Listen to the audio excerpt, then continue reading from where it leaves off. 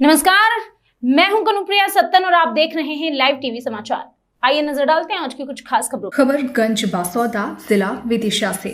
शनिवार को शहर की फ्यूजन माइक्रो बैंक के द्वारा बाढ़ पीड़ितों की मदद की गई, उन्हें राहत सामग्री दी गई। वहीं मौके पर कोरवाई विधायक हरि सिंह सप्रे ने बाढ़ पीड़ितों की समस्या भी सुनी। बैंक के मैनेजर ने बताया कि हमारा काम सिर्फ लोन देना नहीं बल्कि उनके संकट में उनके साथ खड़े होना है। बाढ़ पीड़ितों की मदद की।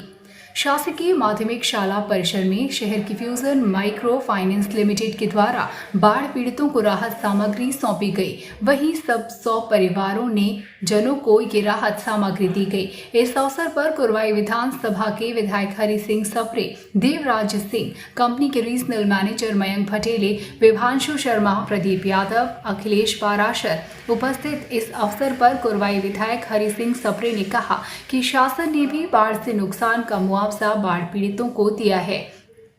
वहीं फ्यूजन माइक्रो लिमिटेड बैंक के द्वारा राहत सामग्री वितरित की गई, जो कि एक नेक और प्रशंसनीय कार्य है। वहीं बैंक के रीजनल मैनेजर मयंक सर ने बताया कि हम लोन नहीं बल्कि उनके संकट के समय में भी खड़े रहते हैं। आज हमने एक गंज पंचायत के पीड़ित परिवारों को राहत सामग्री वितरित की है, साथ ही जिले में अलग अलग जगह वितरित कर रहे हैं। समय समय पर हम हमारे ग्राहकों को समय समय पर हमने नेत्र शिविर, स्वास्थ्य शिविर भी आयोजित किए हैं। जिला विदिशा से ब्यूरो रिपोर्ट मुकेश चतुर्वेदी।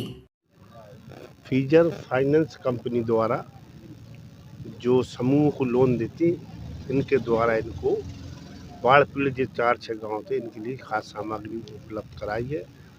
इस कंपनी को मैं बहुत बहुत धन्यवाद देता हूँ।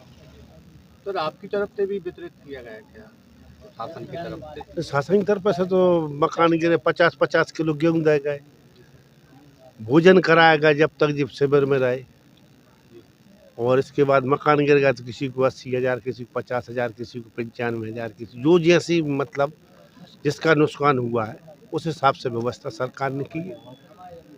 बताइए सामग्री में क्या क्या वितरण किया गया?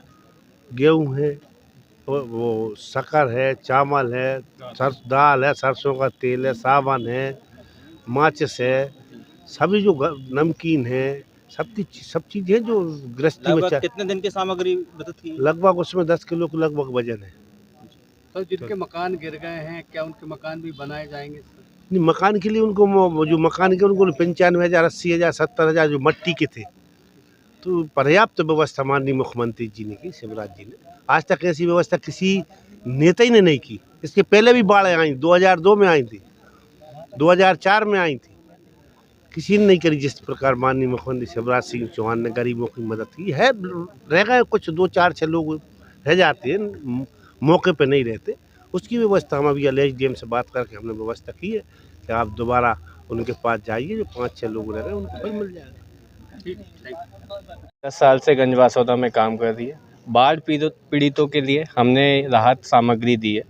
125 क्लाइंट के आसपास हमने राहत सामग्री दी है। ये हमारे क्लाइंट से पिछले 10 साल से हमसे जुड़े हुए हैं। इन्हें जो दिनचर्या होती है, डेली यूज़ के जो काम खर्चे होते हैं, जो दाल होती है, सब्जी होती है, चीनी होती है, आटा होती है, तेल, नमक, इन सब सामग्री से दिया गया। लगभग 10 किलो के आसपास की हमने सामग्री दी है, और आगे भी फ्यूजन माइक्रो फाइनेंस पहले भी मदद करती आई है और आगे भी क्लाइंट्स के साथ में हमें मदद करते आती रहेगी।